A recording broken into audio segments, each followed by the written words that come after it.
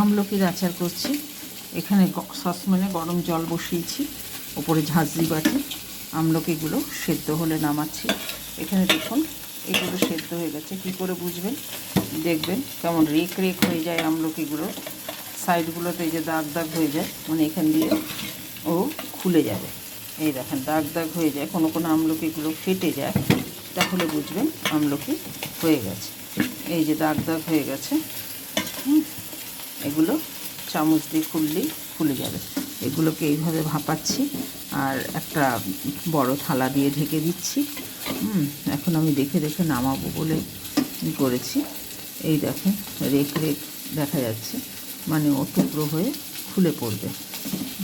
ওর যে ভাগ আছে এই দেখেন এটার মধ্যে এই ভাগটা দেখা যাচ্ছে, মানে এটা হয়ে গেছে। এইভাবে আমলকি ভাপিয়ে নিতে হয়, নিয়ে তারপরেই আচার বানাতে হয়। আমি এইভাবে প্রত্যেকটা আমলকি ভাপিয়ে নেব এবং বের করে নেব, দানাটাকে ফেলে দেবো, তারপরেই আচার বানাবো। শুকনো লঙ্কা ভাজা হচ্ছে আর এখানে ভাপিয়ে আমলকিটা দানা ছাড়িয়ে এইরকম একটা পর্যায়ে এসে কোয়ার মতো খুলে রেখেছি। এবার শুকনো লঙ্কাটা ভাজা হোক। দেখুন একটা শুকনো লঙ্কাই ভেজে নিলেই যথেষ্ট, কিন্তু যেহেতু আমি আজকে মশলাটা আমার জিরে ধনে ভেজে গুঁড়ো করা আছে, সেই মশলাটা দিয়ে দেব। সেই জন্য শুকনো লঙ্কাটা বেশি করে ভাজলাম, যে একবারে আমি লঙ্কাটা দিয়ে দিলাম। এইরকম 1 কেজি আমলকিতে 4-5টা লঙ্কা দিলেই যথেষ্ট। আমি 4টে লঙ্কা ভেঙে দিয়েছি, দিয়ে দিলাম এই মৌরিটা ভাজা হয়ে যাবে। এই যে দিয়ে দিলাম, মৌরি হয়ে গেছে। একটু হলুদ দিয়ে দিলাম সামান্য লবণ।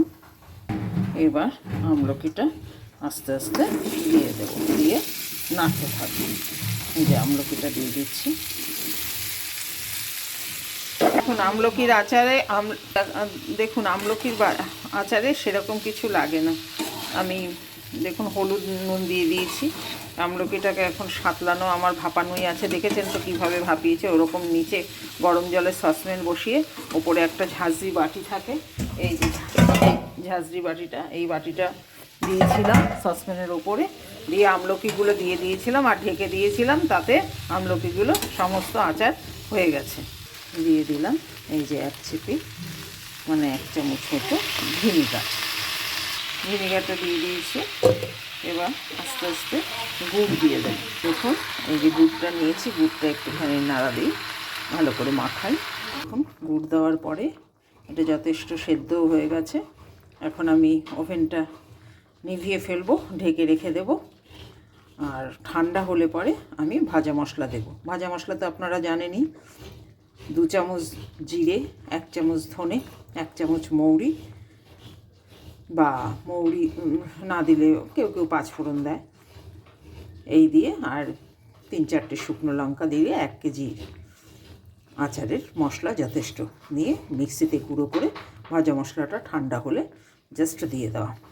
আমার ভাজা মশলা জিরে, ধনে আর মৌরি রিসেন্টলি ভেজেছি, গুঁড়ো করে রেখেছি, তাই সেই মশলাটাই দিয়ে দেবো।